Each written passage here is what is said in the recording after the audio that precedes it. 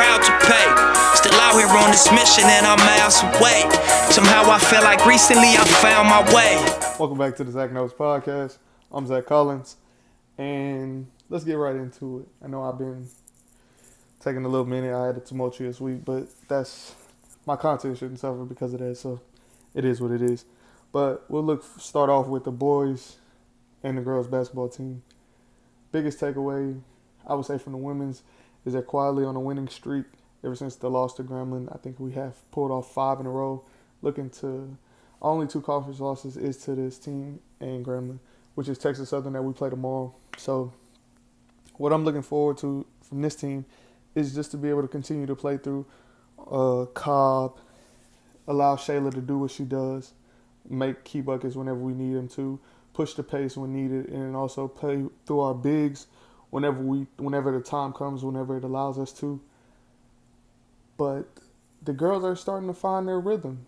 Like I said, I still question why Shayla wouldn't be in the game at the end of the game against Grambling, but things like that happen. So for me, just looking at how far the girls have came, like the rhythm they're finally in, the way they're starting to gel together, I feel like they're finally buying in the Coach Pugh system, with her being one of the more preeminent coaches in the SWAC.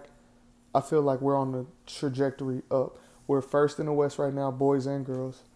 So that's something we can always build off of. But they can't get to this point because we have a full slate of games in February where these are what really matters. We're starting to flip the schedule. So now whatever team we played at home, we play there. And whatever team we played there, we play at home. So that's something to stick out. That's why we go to Texas Southern this weekend, just to figure out how everything is going to balance out. What are we going to look forward to going into the meat and the final stretch of SWAC play, because you got 7 games in February and then a couple in March, and then it's tournament time. So you can figure out who's in and who's out, who's going to get a ring and who's not. And both of our teams are feeling like we're right where we need to be, but we can't get complacent. We can't think that things aren't going to happen for us. We can't think that a loss here and there won't shift this whole thing around. Also, point to make, moving from, well, we'll get to that point. But anyway, yeah, girls, first in SWAC West, first in SWAC overall, I want to say. 5-game winning streak, need to continue that revenge against the team that they lost previously before, and I think everything will slowly come together for the girls. Moving on to the boys' sides of things, 10-0. That's what describes it. Now, is it as clean as 10-0? Does it look like that way sometimes? No. Has there been games where it's close and it shouldn't be close because we haven't figured out certain aspects of our team? Yes. Alabama State being one of them where that game is close simply because second chance opportunities. We have not been able to find somebody to get a rebound. Now, I personally think if we put the biggest receiver in SWAC football, probably FCS football across the nation, on the box, he's going to get a rebound. He led his team to a state championship. Nobody's going to out-muscle him. But hey, I'm just a center. But no, honestly, that's our biggest issue. And that's the thing where we've still been able to overcome them. So I'm not going to be a negative Nancy and harp on the fact that we can't get a rebound to save our life. But that's going to be a glaring issue. The 7-2 player who missed the first game against Texas Southern, he will be back. I think they told me he had a kid, and obviously he's not going to play the day of his kid or the day after. You know, he wants to be with his son. I can understand that. And it's the first part. He's going to be there this time. We're going to have to bring everything we got. We're going to have to be able to make shots. Dennis had to sit out a game against Alabama A&M. We picked up the slack for him. Him and number two. Number 2 comes in, and I just love the fact that he touched that ball, it's gone. He's shooting. It don't matter what. But I'm starting to see Ford, the kid from Brenham, starting to be able to build his game and come together and be an offensive prowess that we need, because I get tired of seeing Dennis has this or G has that. Dennis didn't sit out, G sat out. Dennis stepped up and started that game and won that game. But, yeah, I got the names mixed up, but it's just because my mind is going. But, yeah, G had to sit out. Dennis came in, picked up where he left off. Dennis be making some incredible passes at times, and I just love the way it flows. It's just, whenever it's a second chance opportunity, it seems like nobody wants to get the rebound. It's like everybody just backs away from the ball and looks for somebody else to get it, and that irks my soul. If you see me whenever we sitting at the game, if somebody missed a rebound, I'm up there just screaming at the top of my lungs, just because I feel like in certain aspects of the game, it's talent. Like passes the Dennis will make, or shots G makes, or G's ability to get to the basket. 15's ability to be able to be so lanky, and him having him, he can score from anywhere, or 4 being athletic, and he just came in because that's who solidly. He had a great game against Alabama A&M. I talk a lot about Dennis, but 4 had a great game. I had a talk back and forth with one of my teammates. He thought I wasn't a fan of 4, but it was somebody else. But we're not gonna get into that. But yes, 4 came to play, and my biggest thing is when we can get a 5, at least 5 of us in double figures. I feel like that'll do something for us. My only issue is my point guard should not have to lead my team in rebounding, and he's one of the shortest players on the court. Like, that's my biggest issue. I shouldn't have to depend on him to get rebounds because he's the one that has to control the game. He has to start it. So I don't want him getting rebounds. I feel like 13 should get rebounds. I feel like we should play Tristan Wallace more. I feel like 15 should be able. His torso is short, but he's so long that I feel like he should be able to get in there and muck it up. But that's our biggest issue. I want to say that's the biggest problem I have taken away from us, is that we can't really get rebounds. We don't allow second chance opportunities, and that's going to hurt us this weekend specifically if we can't get rebounds, because they had a kid from Carter who was about 6'4", and he had 20 rebounds easy. So what do you think when somebody's 7'2", and that's his whole prerogative, just getting into it, is getting the rebounds, because that's his job. Everybody has a role. I like to see how Chance finally started to warm up a little bit. He hit 3 threes. Us as a fan base, us that being in the rec with him, we're happy to see that, although we want to see him get a couple more shots up. But it's all coming together. So that's why I say my biggest takeaway is just we need to find a rebounder. And outside of that, offense playing together, we win in close games, we win in blowouts, we win in every way you want to. And that's what championship teams are able to do. They're able to find ways to win no matter where it looks grim, where it looks like it's not going to happen. That's just what you have to do. So for us to be able to do that, I'm very happy for that. Now, moving along, other HBCU news, Shakala Hill at Grambling, which, we don't talk about that, but she got her second quadruple-double. It's only 5 in a total NCAA. She has 2 of them. She's a girl, so she's the only girl that has them. It's Black History Month. She goes to an HBCU. She can't be stopped. I think, if I want to, I can't remember specifically if she got both of hers against Arkansas Pine Bluff, but just the fact that she was able to accomplish this feat again, and it's not like these things just happen, or like she just stumbles upon these things. Like, she really grinds for this. You could see like everything that she's worked for is paying off, and I salute her. I don't know how many. I haven't did the numbers. I mean, obviously we know Grambling has a long list of NFL players, NFL Hall of Famers for that much, but whatever she wants to do, whether she continues her career overseas or in the WNBA or whatever league she wants to go to, that is something that definitely should be magnified, not just because I go to a rival school, not because I go to an HBCU school, but just overall the fact that she has the ability to do this and she continues to build on it. She probably locked up herself SWAC Player of the Year. If they want to give her offense, quadruple-double is still, so if they want to give her the defensive player, like, it's just whatever they pick, I feel like she'll be definitely deserving of that award, and I want to send my congratulations to her. That is somebody who we're going to have to look forward to. Obviously, we play at Grambling later in February, so that'll be a game we have to look out for. I'll probably have to watch that online. But just salute to her for the fact of still, because it's a difference whenever you do something once and you get, like, you see the rise to fame, but the ability to come back and do it again, and now this is her team, everything is obviously centered around her and her ability to not only have that pressure but play through it and be able to move forward. I definitely salute that. So congratulations to her.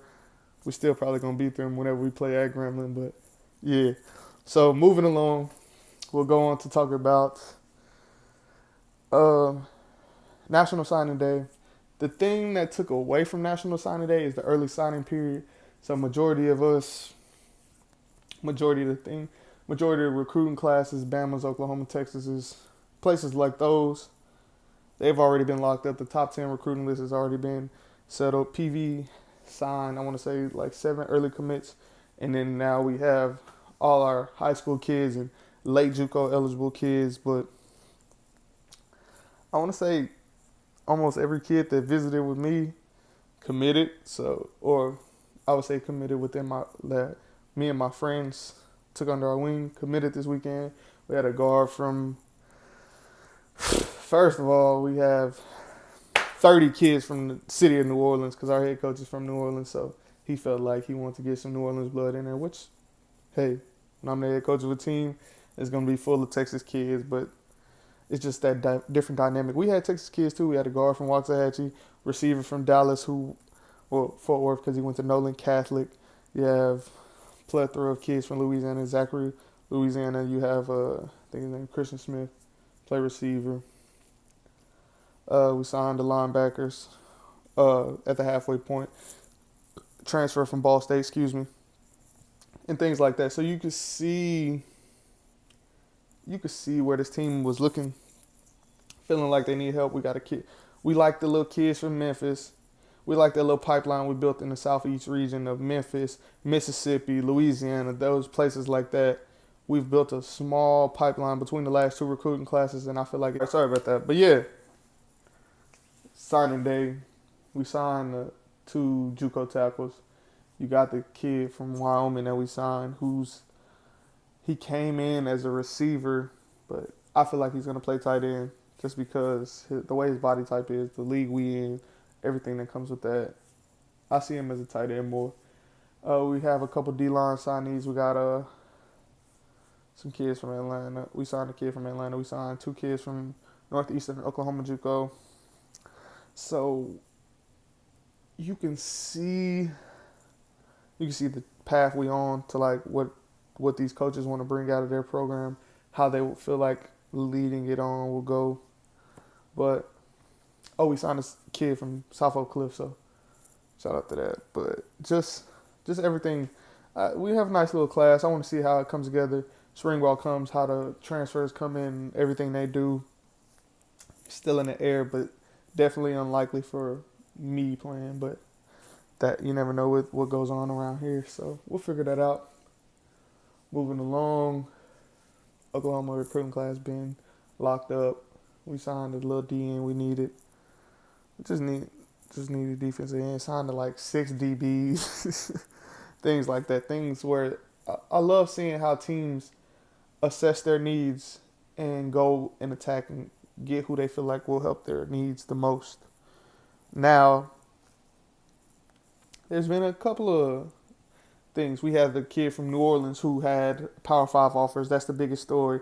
We have him who had Power 5 offers who signed to us. He's a running back. He's going to be running back by committee. Obviously, we know this team is ran through and through. Whenever we were successful, it was led by Dwayne Tucker. But, coming in, getting depth, Goodwater should be back. Broach should be back. And then you had him, Mosley. We'll see how we fit him into the fold. Lineman is just about depth. We see Rod stepping in. We're going to figure out if Christian is going to play offense or defense, Christian Rice. If Kobe is going to be able to be a staple at guard. He finished the season strong. I'm looking very much forward to seeing what he does. Dejon and Reese will battle. Brick will battle for a tackle spot. We'll just see. The biggest thing with our line is depth, rotation, seeing everybody mostly having game experience besides the rookies we just signed. The red shirts the freshmen and the transfers we just signed. So we'll just see how all these battles take place. We might have to groom one of the 2 tackles we signed from JUCO, just let them sit down and learn the system because I can explain it, but when I'm not there to explain it, it's a little difficult. Rod is definitely a great explainer, but it's like whenever it's 2 geniuses in the room, that helps when it's just one. And you got to do certain things. So we'll see. We'll see how everything breaks out. I'm definitely looking forward to it. Spring ball will be very telling about the kids who are mid-year kids, seeing how everything goes in. Good to see how the Wyoming kid comes in. Kansas quarterback transfer. We'll see if he's playing receiver, quarterback. I'll let y'all know about all of that. That's all your PV news. Around the SWAC, you had a kid that's on the Southern who apparently had an LSU offer. So that's my biggest thing. Whenever I get to see kids who have these offers who supposedly are bigger and better, I want to see an influx of 4 stars, 5 stars, 3 stars come into these HBCU programs and change the narrative that football is important there too. Like a couple of years ago when Bugs, the kid who went to Alabama, was tempted to go into Grambling, I felt like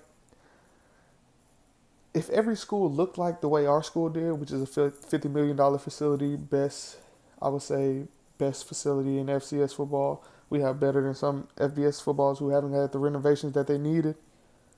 If every school looked like ours, I feel like both of our conferences will be able to flourish.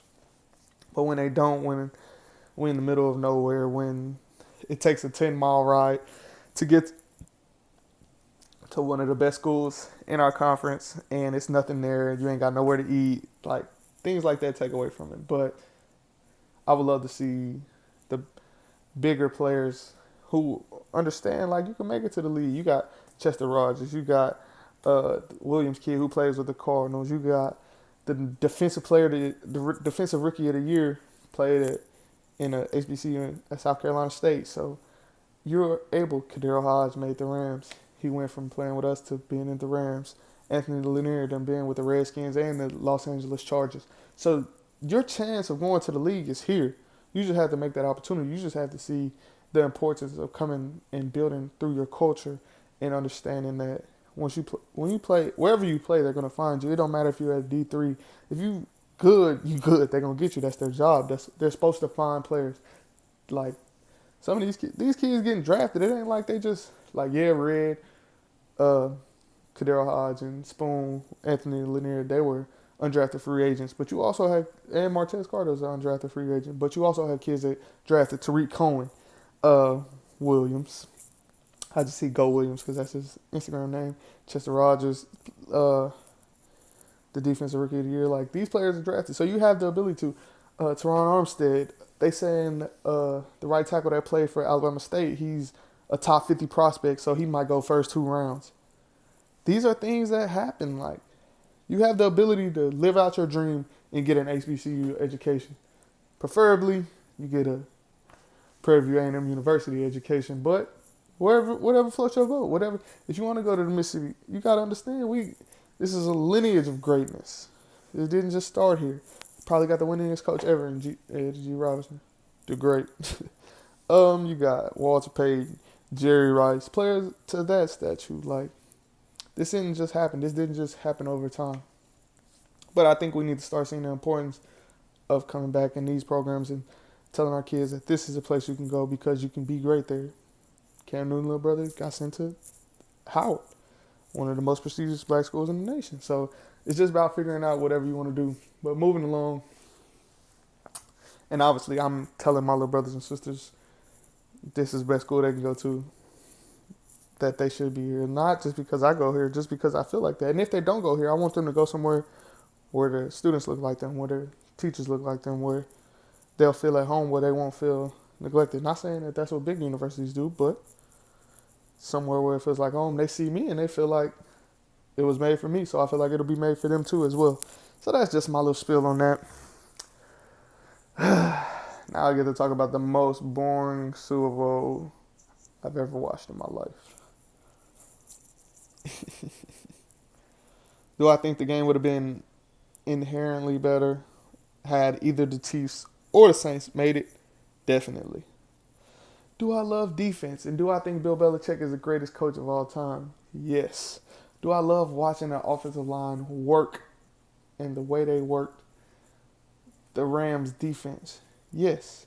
Do I think Josh McDaniels schemed and executed his scheme flawlessly against this Ram defense? Yes. Do I think Wade Phillips dialed up the defense and allowed them to play the best game they could have played? Yes. If you tell Wade Phillips Hey, Tom Brady is only going to score 13 points. He said we're going to win that game.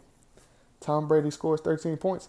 He didn't know a Jared Goff-led offense was only going to score a field goal. He didn't know that. He had no idea. He didn't know Todd Gurley wasn't going to get off the way he didn't get off. He didn't understand how C.J. Anderson almost gave up the game. He didn't understand how Jared Goff was going to pat the living filling out of the ball. He didn't understand that the offensive line that he played against every day in practice was atrocious, especially the middle three. God awful. God awful. Just at certain points, like, believe me, I played on bad offensive lines. I played on good offensive lines. I played on offensive lines where you just get into a slump and teams take advantage of that. Yes. Have they not been playing quality defensive lines? Absolutely. But were they put in a position to succeed with McVay's calls? Not necessarily. Did McVay switch up anything at any point in the game? No. Was him and Jared Goff extremely nervous and the moment ate them alive? Definitely. They definitely peed down their leg multiple times in that game. Now, Brandon Cooks, did he have opportunities to score? Yes. Is there a reason why he's not in New England? Yes. Is he still a quality receiver? Yes. Did Stephon Gilmore get robbed of the MVP? Oh, you better believe it. He definitely got robbed. Did Edelman? Yes, don't get me wrong. Edelman had, 150? 10 plus catches? Yes. But the reason he was able to do that is the tackles Gilmore made, the interception he made, the forced fumble he had where he almost ended the game right there single-handedly. Literally. One punch. And that ball's out. And they just don't recover it fast enough. Dante Hightower just screaming. That is a giant human. Well, no. I feel like if any defensive player would get MVP outside of, what's his name? The guy who got it for the Cowboys a long time ago, or Ray Lewis, or whatever, whenever you talk about that, Stephon Gilmore played in an excellent game. And Brandon Cooks only got majority of his yards in dead time, so it's like, not respecting that. But back to what I was saying. Patriots, defensive line and defense as a whole imposed their will.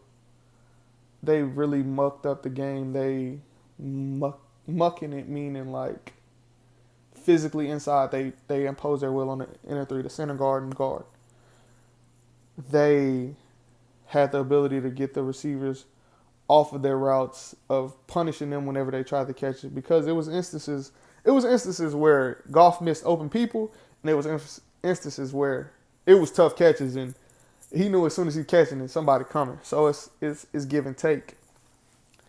They would double Woods. They had Gilmore one-on-one. They had Jackson locking up Everett. So it's these things, these certain aspects of the game where you know going into playing against a Bill Belichick team that he's going to take away your best weapon. Is Woods their best weapon? No. But whenever they need plays, Woods is who they're going to. So they took him off of the screen. Now they just they're 6 down, they played the little 6-1, and it's like, where are we going to go? The Rams are known for zone, inside or outside. But when you have 8 people in the box, they're not going to run it. McVay doesn't like the numbers. He doesn't like the way it's set up. So he's thinking that that's not a good idea for them to do that. So with that being said, he wouldn't run the ball. It was times take the 3rd and 2, for instance. There's 8 people in the box, but it's 3rd and 2. And they just mugged them up. And then once they snapped it, they dropped everybody out. But they didn't want to run the ball because they seen the 8 people.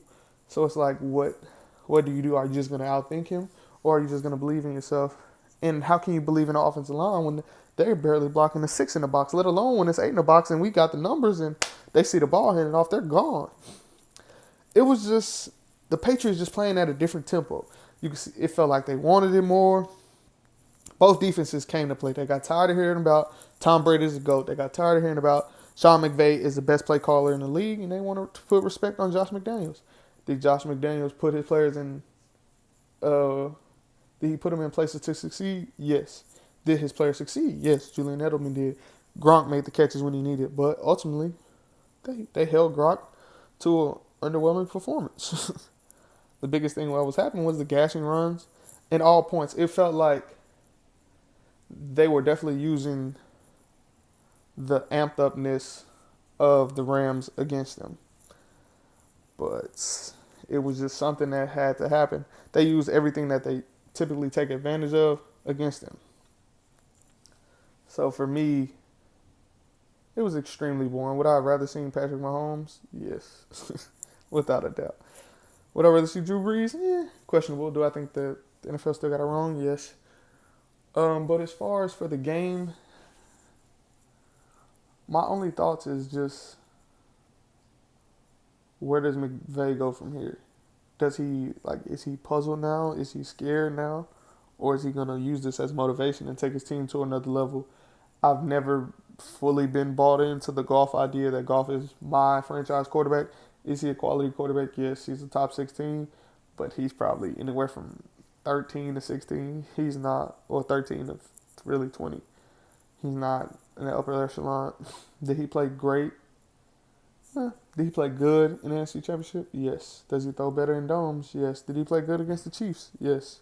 But when it mattered, he didn't have it in him. It wasn't there.